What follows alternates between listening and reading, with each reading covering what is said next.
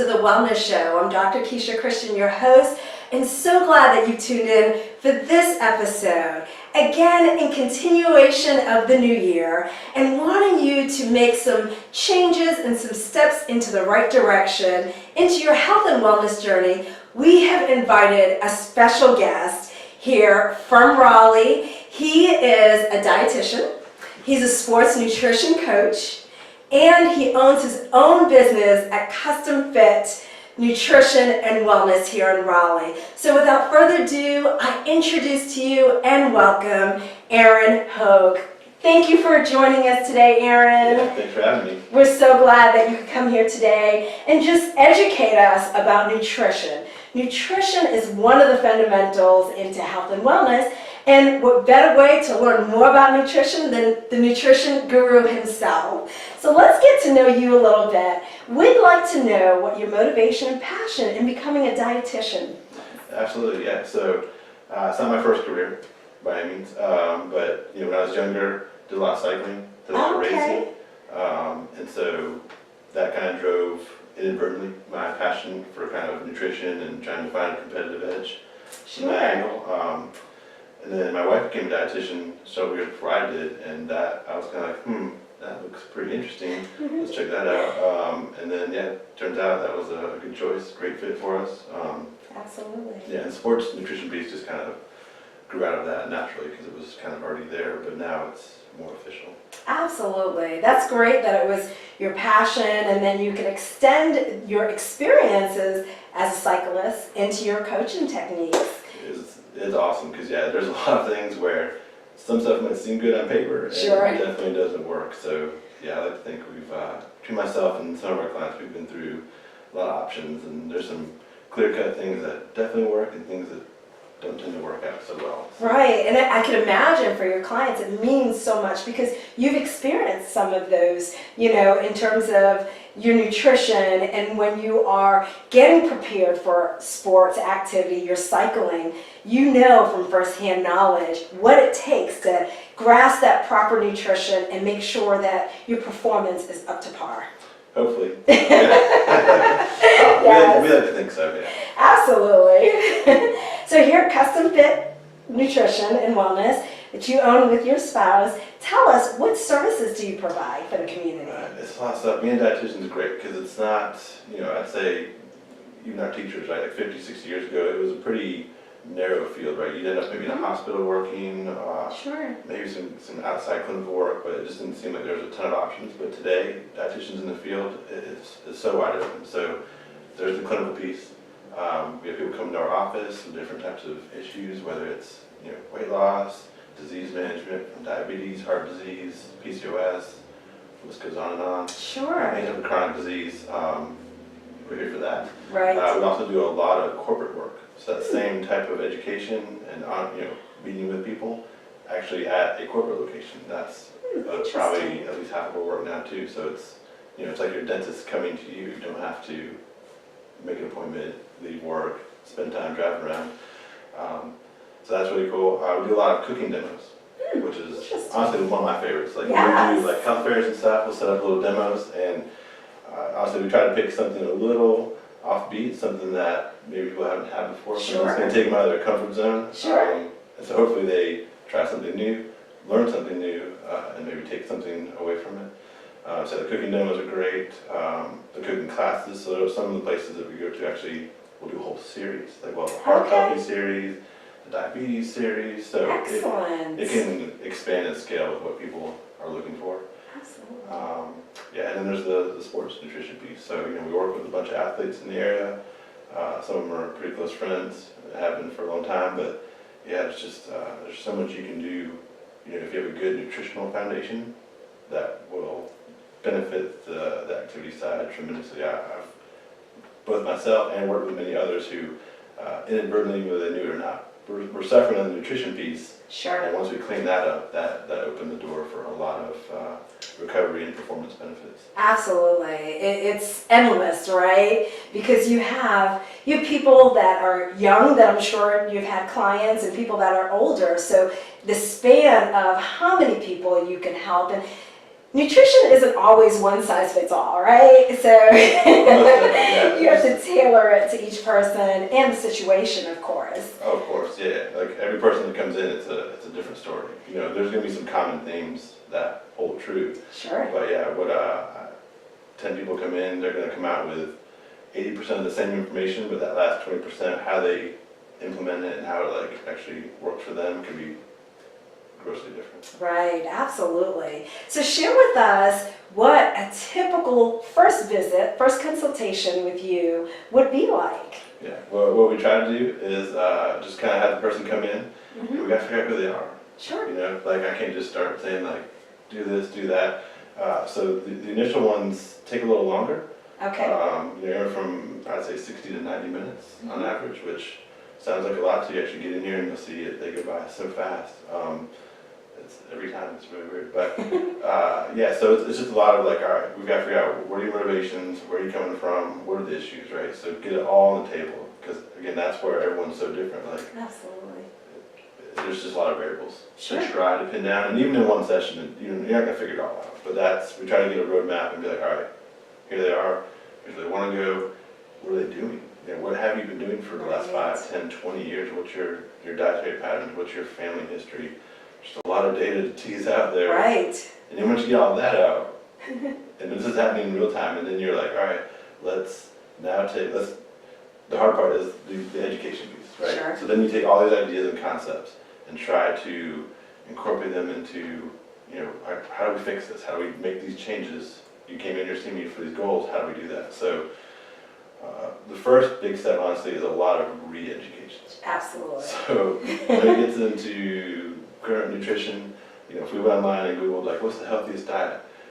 There's like 1,000 results, Right. you know, and so I was as a dietitian, I feel as though I have a leg up on that information, but there's some very clear-cut realities and truths to what is healthful for humans and what is not healthful. Absolutely. And we're not really here to argue those things anymore. That was 50 years ago. We're pretty lock solid on a lot of that stuff. So it's incorporating, you know, those ideas and getting people to understand, like, you know, for example, when you think of a healthy diet, I'll put you on the spot. Put me on the spot. What would be like a cornerstone? Like, what would be the most important thing as far as like things in your diet that you feel like would be the most helpful? The centerpiece for my diet is basically produce. Lots of produce, lots of fruit, vegetables, and an array of color. So that's very important to me. Of course, protein is very important to me. I consume a lot of whole grains as well. I'm a runner, and we'll talk about that a little bit later. So for me, of course, I need to consume some carbs, complex carbs, so that I can be productive in my sports and my competitiveness. But we'll hear more from you about that because you might educate me on a few things. Absolutely. So yeah, so produce is what I really focus on, and then again, consuming protein and whole grains, and so I try to keep a balance throughout the day with protein and complex carbs together as a marriage, whether I'm getting it from produce or other sources. And I have an 80-20 rule that I run by. So when you talk about 80% and 20%, 80% is general and then 20% is more specific. I found that quite interesting. Nice. Yeah, so that your first part of your answer, perfect. Exactly. Great. Produce, fruits, vegetables, whole grains, beans, lentils, Yes. legumes, and depending on the person's particular goals, even nuts and seeds. Yes. So that's it. Like that. If you look around the globe at the healthiest populations, both currently and historically, that is the bulk, if not entirety, of their diets. And so, and we've got countless studies. You know, there's the EPIC study, there's Predimed, there's NHANES, the list go on and on. You know, we cite study after study, and that is the same takeaway. It's consistent. There's not a study that says, you know what, an extra serving of fruits and vegetables is actually bad. You know, Right. That's never going to happen. And so yeah, at the end of the day, that's the trick: is how do we take someone's diet and bring in? Honestly, that has to happen first. Bring in more of that. Absolutely. And so one of the ways we actually kind of tie that thought together in a way that's kind of meaningful or trackable is we'll put it to fiber. And so when you get into those things, it's like, all right, every food label has fiber listed. If anyone's using a tracking tool like a MyFitnessPal or any type of app, they all have you can be pretty confident the fiber component of that information is going to be accurate. Right. And so it's a very easy metric for people to track and watch and shoot for. And so that's the core, like kind of like foundation. Once we get to some minimum acceptable numbers there, then we can start discussing the margins and some of the other additional stuff. The other thing you mentioned, the protein piece, is actually quite interesting. So it is important, of course. Everything, all that stuff is important. But when we get into protein, it's oddly enough, you don't have to track it. There's the only time protein is considered a nutrient of concern is in starvation or when there's inadequate calories. Interesting. So you can theoretically, no, don't do this. But you can theoretically, and the papers out there are kind of funny to read on this, but as long as you meet your calorie needs, you will never develop a protein deficiency if it's from real food, right? If it's from like Doritos or not great. But I read an example the other day of carrots. Someone was like, all right, what if someone just ate carrots? Okay, do the math. Crunch the numbers. If you need 2,000 calories of carrots, whatever the paper was citing, it was like, 13 pounds of carrots per day. Wow. Which would be terrible. Wow. But this was for scientific purposes, right? Okay. So they're like, all right, you get this many pounds, you're going to meet your calorie needs. Now let's look at protein, right? And so when we discuss protein, and really what we're really discussing is amino acids. And so proteins are comprised of amino acids, and that's all your body wants. Right. It's kind of like a protein is a completed Lego set, but your body just wants the bricks. It doesn't care which set shows up to a degree. So going back to the carrots example, it doesn't have all the amino acids. We have a problem. But there are multiple amino acids that are called essential, which means our bodies can't make them from scratch. So it has to come from the diet. You can't get around it. And the ones that it's short on, we might have a problem, right? But it turns out there are other ones that are also essential that is extremely high in when you have that volume. And the body can use the excess and convert it into the missing ones. Oh, interesting. So it's very, very difficult if you're using real food and you meet your calorie needs to develop a protein deficiency. It's interesting. I mean, everything I've read is always like it's virtually impossible. Right. There might be celery or something, who knows? There might be like one thing, but no one's going to do that. Right. So again, the point is it's purely scientific. Like, let's just see how far you can go with it, and it still works out. So interesting. That's quite interesting. So that's honestly one of the biggest things that we have to educate people on is, it's important, but you never have to track it. Right. Okay. So protein never needs to be tracked. Never. Okay. So the average American gets 200%. Now, is it important when you are consuming various meals throughout the day to couple the protein and carbohydrates and others together so that you're having a balance, or that's not even significant? It is, but it is automatically. So again, take a step back, right? Like describing foods in that context of proteins, carbohydrates, fats, like everyone's familiar with that. Almost no food exists in just that context. Like you pick on, let's say, bananas. So bananas are notorious carb. I literally have to explain to people every day, you can eat a banana, you're going to be fine. Right. I love bananas. They're fantastic. So, but there is protein. There's measurable amounts of protein in it. So again, if we're looking at the total data and you're getting those adequate calories, you're going to catch enough. It's just, it only occurs in starvation or inadequate calories. Right. Interesting. Yeah, so again, that's just, that's a line item that you can just forget about. Right, okay. Well, I don't track my food. So I know I just try to have balance. That's my target, is having balance and including all those essentials that we talked about.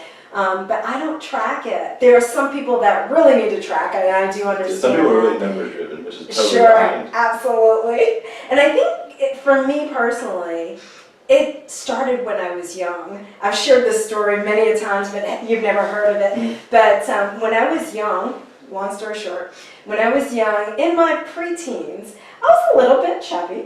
And so my mother invited me to go on a diet with her. And I did. And so I started doing a lot of research. I was always inquisitive for knowledge and for physical activity, knowledge and physical activity, exercise, and then of course nutrition. And so did a lot of research, and I really grasped the understanding of proper nutrition.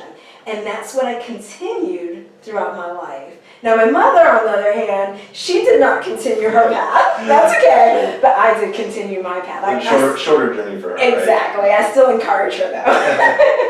But yeah, so it's been long term for me, and so when I carve out my nutrition plan on a daily basis, it's comfortable for me. It's what I need for peak performance and activity, peak performance and work, having the energy to do all of the activities that I need to do, also preventing medical conditions and feeling good, you know, so that's really important. And speaking of medical conditions, there are so many medical conditions that people experience and are faced with. And I want to talk about one specifically to start with, heart disease. It continues to be the leading cause of death in the United States. There's so many people that have issues with their heart, various conditions, disorders, diseases that affect their heart. And physical activity and nutrition can be the two keys in preventing and controlling that disease, and hopefully keep you living on this earth. So share with us some tips that you may have for the general population in preventing heart disease and how we can maintain a healthy heart. Wow, yeah, that's a lot to unpack there. Yeah, yes, so heart disease is the #1 killer, right? Statistically facing all of us. Absolutely. It's pretty up there. Mm-hmm. And when we talk about diseases like that, chronic diseases, those of like the top 15, I believe 13 of them have a very strong diet and lifestyle influence. Yes. You know, I think 2 of the top 15 are injuries and war. So I don't know if diet can impact those too much, but the rest of them... It can. Speaking from a physical therapist, it surely can. But the rest of them most definitely. So Yeah. yeah, so we're talking about heart disease, right? It's brutal. So it's the #1 killer, and you know, we can cite countless statistics, but Right. the vast majority, we can, let's say 85-90% of it is preventable. Absolutely. It is optional. It didn't have to happen. Just it's Yes. phenomenal, honestly, that it happens at this rate, and it's climbing. It hasn't plateaued. It's not really going down. So what do we do, right? And so it's that comes back to like that education piece, like how do you identify the key components that contribute to those issues? Mm-hmm. So some of the big ones that most people at this point know: smoking. Right. You know, many people that are advocates of smoking. That's, you know, if this was the 50s, Right. we'd be arguing, but Sure. then there's exercise. You know, make sure you're active to some Mhm. degree. You know, the CDC has some great outlines for, you know, baseline recommendations, like 30 minutes a day, Right. 5 days a week with some lifting or some weight bearing exercise. So Yes. again, minimal guidelines to get you there, and then it gets into the foods. So it That's a gets key component. yeah, it's a big one. Don't make heart association. There's several other like kind of high level, national level groups that, you know, their guidelines and those things are pretty in line with each other. Mhm. And the things you're gonna look at are gonna be LDL cholesterol. You know, if you go to your doctor, you're getting your numbers checked, you're gonna get total HDL, LDL, triglycerides, maybe a few other things. But that LDL, that's the kicker, That's right? the key. So that's the one that forms the plaques. When there's excess amounts of LDL cholesterol in the bloodstream, that, you know, creates the inflammation, creates the ruptures, creates the little blockages and builds up. And the challenge, I think, for most people, and why this is the #1 killer, is you can't feel it. Right. It's Right. a silent killer. Yeah. Yes, So like, silent. we're not sitting here going, oh man, my LDL is a little high today. This Mhm. hurts. There is zero feedback Right. until the incident. And so, and it's hard to kind of even quantify without some like Doppler radar stuff at unexposed Sure. veins. So it's difficult to catch. But go back to the cholesterol piece, you can get that checked anytime. That's actually something we can do here in the office. Wonderful. Yeah, so Yes. it's cool. The tools now have changed so much. Like Yeah. there's a handheld tool. It's kind of like the size of like a calculator I had in high school. But we can check total triglycerides, LDL and HDL, and current blood sugar in 90 seconds. Which is great. And you know, I did an episode one time and talked about from starting at 20s, it's important to check the cholesterol. Oh yeah, And absolutely. people in their 20s, you know, we always think we're invincible, right? But in your 20s, you think, cholesterol, really? But yes, there have been some studies that have shown that as early as 20s, people have had either precursors or have had experiences with high cholesterol. Oh, So, 100%. There are children born with the first early onset stages of arthrosclerosis, like fatty streaks in their arteries out of the womb yeah. because of mom's diet. Wow. So yeah, it's unfortunate it starts from birth, which is why we've seen, the incidence and ages of heart disease come down. Right. Before, someone had a heart attack at 35 would be unheard of. Right. Now it's pretty common. I see people in their upper 30s semi-routinely, and it happens. Right. Yeah, so heart disease and diet, right? So it just comes back to that LDL cholesterol was the primary piece. Watching that, if you go to your doctor and you get it done, or you come here or go to a facility and get it checked, the current recommendations have you sitting at, if you're under 100, you get a gold star. Right. And you probably saw the blood pressure Changes. Yes. right? So cholesterol will ultimately see a change too. And so when you read back in the 70s when they developed those guidelines, the intent of the 200 total, 100 LDL was to drag everyone down, was to start the trend. But you say you go to your doctor and you have 90, you get a pat on the back, but you still die of a stroke or heart attack. Right. It's not low enough. Right. And so the numbers that actually matter is it needs to be between 50 and 70 of an LDL. And so, anyways, we didn't get to the 100. Like the average, I think, is 130 still for Americans without medication. So to tell them 70 isn't helpful because they don't feel like it's approachable without a ton of medication. And so, yeah, we see it every day in the office. You can certainly hit that with diet and lifestyle. We would argue minimal effort, but for some people it feels like a lot of effort. Sure. Yeah, I mean, you get into that 50 to 70 range, and then again, most cardiologists would agree, like at that point you are virtually heart attack proof because there's just not enough LDL to cause blockages. It just doesn't occur. So, and again, heart disease, like all chronic disease, is progressive. Things can get worse, things can get better. Right. It's not like if you have a heart attack and then you make some changes, it's not like your best hope is that it's just not going to happen again. Right. A lot of these diseases are reversible. Right, and it's important to be intentional, and not say, oh, it was just one incident, but be intentional on making sure you're changing your lifestyle. So checking, number one, all your numbers. Yeah. Check your numbers and make changes to your lifestyle. It's so important. So what are some nutrition tips that people can have for those that maybe want to prevent heart disease and those who may have an unhealthy heart and want to nourish that heart back to being healthy again? We'll watch the time on this one. But all right, so diet, right? So if we're really going to strike at heart disease, one of the two primary pieces are going to be watching saturated fat, trans fat intakes, because those get converted and delivered to that LDL cholesterol. And then the secondary piece is what is the dietary cholesterol. And so as humans, basically our bodies can create from scratch all the cholesterol we'll ever need. Right. So having a diet that's high in it, which the standard American diet provides, is not great. And then we also get tons of saturated fat. So what we're really getting to here at this point is you can split foods pretty cleanly into two categories. Right. It's either from or is a plant, or it is from or derived from an animal source. Right. And when we get to that, what we're trying to avoid, the cholesterol and the saturated fat, those don't really exist, or in extremely tiny amounts at worst, in the plant pieces. And the animals, especially the modern day versions of animals, and the way they're raised and all that stuff, those have a ton of that. Right. So there's the split. And so again, looking around the globe at, are there populations that don't suffer from heart disease? There are. So it seems reasonable to look at what they're doing and try to emulate that. Yeah. And so again, your question, right? What can they eat? Lots of produce, like you're saying. Again, a diet high in fiber from real food, not from supplements. Making sure you're getting beans. Beans are probably the number one food for heart disease prevention. It's a ton of protein. Right, I love beans. Black beans cheap. are the highest, correct? In protein, I believe? They're high. I don't know if they're the highest. Okay. I think if you include like lentils, they might skew a little bit. You're absolutely right, yes. but they're high. They're high, like higher than like chickpeas Right. or garbanzo beans. Right. You know, they're still good, but they are a little lower.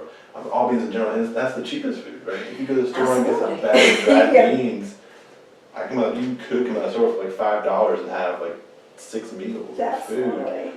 So the concept of like, well, I'd love to eat healthy, but it's super expensive.